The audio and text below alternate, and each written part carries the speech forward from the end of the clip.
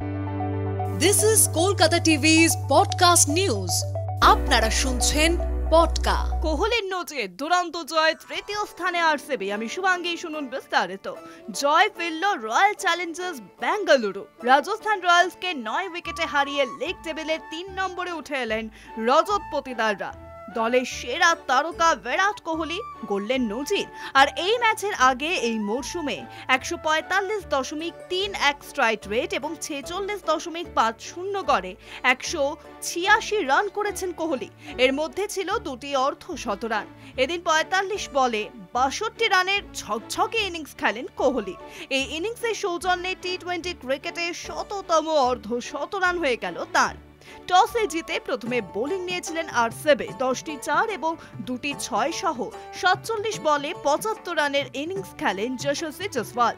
কিন্তু এরপর রিয়ান পরাগের 30 এবং ধ্রুব জুরেলের 35 রান ছাড়া রাজস্থানের পক্ষে বলার মতো কিছুই ছিল না। আরসিবির জন্য লক্ষ্য গিয়ে দাঁড়ায় 174, যা সওয়াই মান সিং স্টেডিয়ামের উইকেটে বিরাট কিছু নয়।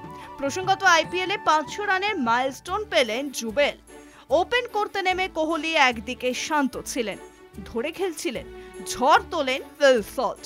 আউট হওয়ার আগে 33 বলে 65 রান করে যান তিনি। তার এই বিস্ফোরক ইনিংসে ছিল 5টি 4 এবং 6টি 6। কোহলি মারমুখী হয়ে ওঠেন 30 পেরোনোর পর।